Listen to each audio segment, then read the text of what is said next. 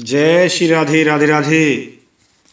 प्रिय साथियों, आज का विषय बड़ा ही जबरदस्त, एक ऐसा रहस्यपूर्ण है जो मुझे नहीं लगता है आज से पहले किसी ने आपके समक्ष कभी रखा हो। एक बहुत ही रहस्यपूर्ण है, इसका रहस्य किसी के पास नहीं है। वो रहस्य इस प्रकार है कि बाली की पत्नी तारा का विवाह बाली के वध के बाद किसके साथ हुआ। बाली की मृत्यु हो गई थी, उसके बाद भी तारा का विवाह हुआ था। साथियों, इसी रहस्य को खोलने के लिए मैं आपके समक्ष जा रहा हूं। किस तरीके से तारा का विवाह बाली के वध के बाद हुआ था, क्यों हुआ, कैसे हुआ, ये बड़ा गहरा रहस्य है। इस रहस्य को आपके समक्ष मैं प्रस्तुत करने जा रहा हूं। एक समय की बात है, बाली की पत्नी तारा से दुर्वासा ऋषि ने कहा था कि मेरा आप स्मरण करोगी तो मैं उसी समय आपके समक्ष प्रस्तुत हो जाऊंगा। बाली की पत्नी के सामने बड़ा अशुभ लक्षण दायनांग फड़कने लगा था, तो इसने सोचने लगी, विचार करने लगी कि ऋषि कहते थे कि रानी का मन व्यथित हो जाए जब मेरा स्मरण करना, उसी माला से स्मरण करना जिसको मैंने आपको पूर्व काल में दिया था। दुर्वासा जी ने तारा को पूर्व समय में एक माला दी थी, उसी माला से आप स्मरण करोगी तो आपके समक्ष जो आपत्ति आएगी उस माला पर जाप करने से मेरा सिंहासन आसन हिलने लगेगा और मैं आपके समक्ष प्रस्तुत हो जाऊंगा। ब्रह्मापुत्र दुर्वासा कहकर चले गए थे। वही माला लेकर सती ने जाप किया। तब महर्षि दुर्वासा जी का आसन हिलने लगा। ध्यान योग करने पर मुनि जान गए कि तारा ने मुझे याद किया है।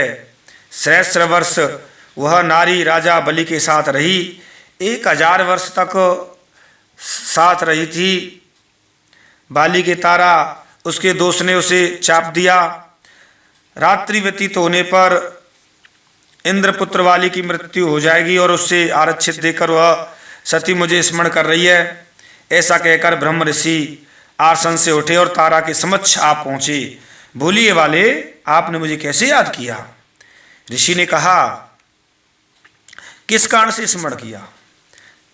तारा शीघ्र उठी और स्वर्ण झारी में जल ले आई और उसे महर्षि के चरणों धोकर सिंहासन पर बैठाया, पूजा साधना की। हाथ जोड़कर कहने लगी, महाराज, मेरे बाएं की चूड़ियां मलिन क्यों दिख रही हैं, मेरा दाहिना अंग क्यों फड़क रहा है, घनघोर ध्वंस ध्वनि हमें बार बार क्यों सुनाई दे रही है।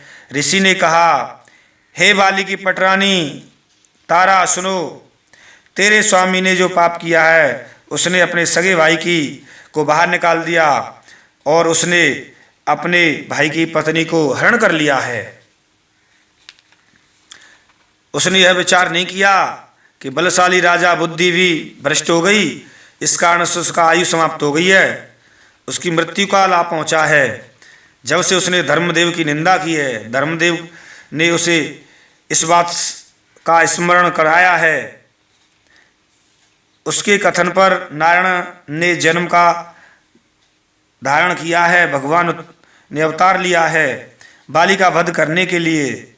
अब भगवान ऋष्यमुख पर्वत पर आ गए हैं। कल 7 घड़ी व्यतीत होने पर बाली की मृत्यु होगी। कालदेव ने उसे आच्छादित कर दिया है। बाली की मृत्यु होने पर उसका उद्धार होगा, वह स्वर्गलोक में जाकर वास करेगा। तारा ने कहा, बाली तो पराजित होगा, वह स्वर्ग कैसे जाएगा। इसका कारण मुनिवर आप हमें बताने की कृपा करें। दुर्वासा जी बोले, उसकी मृत्यु नारायण के हाथ से होगी वाले। पिता का यश विस्तारित करके वह स्वर्गलोक को जाएगा। तारावती ने कहा, तब तो मैं विधवा हो जाऊंगी।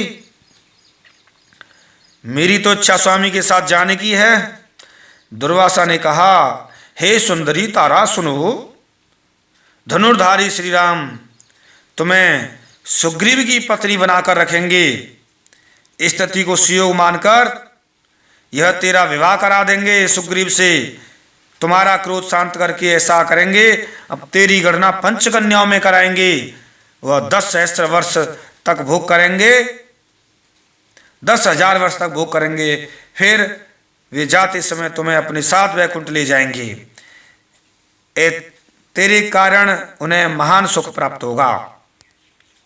साथियों, ये बड़ी गहरी रहस्य है। भगवान कोई काम करते हैं, वो हर काम पवित्र होता है, हर चीज पवित्र होती है। व्यक्ति करता है वो पाप बन जाता है। भगवान की सृष्टि है। भगवान सही को उल्टा, उल्टे को सही, सर्वसमर्थ, विधि विधान के सब कुछ करने वाले, आदि अनंत, मध्य उनके लिए कुछ नहीं होता। इसी क्रम में चलते हुए क्रम में साथियों और आगे की कथा है, इस प्रकार है। मैं एक बात और बता रहा हूं, उसे श्रवण करो। स्वामी की मृत्यु हो जाने पर तुम क्रोध से अभिभूत हो जाओगी और क्रोध से तुम नारायण को श्राप प्रदान करोगी, भगवान राम को श्राप दे दोगी तुम, और तुम्हें सीता का अवसाद प्राप्त होगा। सीता तुम्हें श्राप देगी। तारावती ने कहा, तब श्री राम मुझे कुपित हो जाएंगे मुझ पर, और मैं निजपुर में नारायण को नहीं देख पाऊंगी।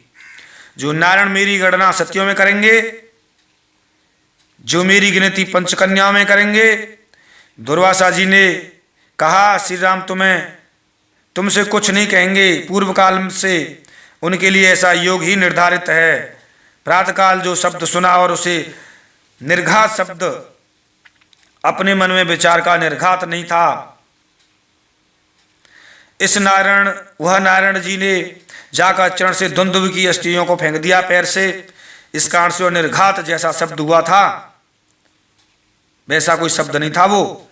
यही 10 योजन गिरकर पर्वताकार बन गया। इस कारण दुंदुभ की मुक्ति हो गई। द्वापर युग में बाली सुग्रीव जन्म लेंगे। सुग्रीव कर्ण बनेगा, बाली अर्जुन बनेगा, और वह इंद्र के अंग से उत्पन्न होगा। उस समय महाभारत के युद्ध में अर्जुन को मारने के बदला चुकाएगा। तब उसका मन और हृदय संतुष्ट होगा। बाली की पत्नी तारा भगवान श्री कृष्ण की बहन सुभद्रा के रूप में अवतार लेगी।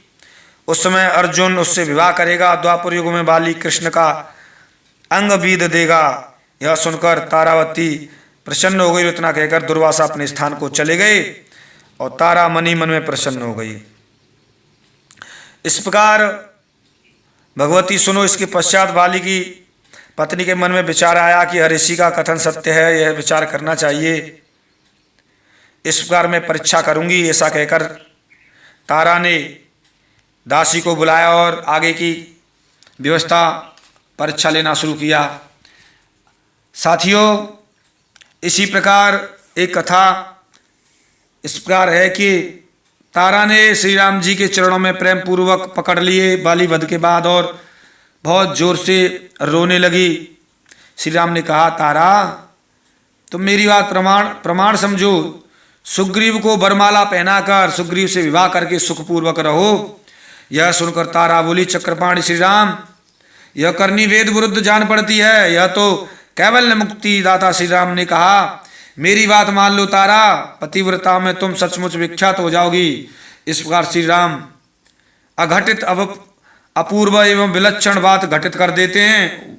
सर्वसमर्थ हैं भगवान, उनकी महिमा अद्भुत है। देवों का आचरण अघटित होता है। यदि मानव स्वयं करना चाहे तो समझिए कि उसके लिए नरक का रास्ता है, और जो भगवान करते हैं वही सब कुछ पवित्र है। भगवान ही वेद बनाते हैं, सारे काम करते हैं। तो राम की अघटित ही घटित कर देते हैं। आकाश बिना स्तंभ के आधार पर रहा है। आकाश को बिना स्तंभ के खड़ा कर दिया है। पानी पर संपूर्ण पृथ्वी तैर रही है, जो कदापि डूबती नहीं है। पानी पर तो ही है। उसकी करनी अनंत है। अनर्थ को भी कोई सीमा नहीं होती। भगवान की इच्छा अनुसार सब कुछ होता है। इस प्रकार सूर्यपुत्र सुग्रीव ने बाली की समस्त उत्तर क्रिया की और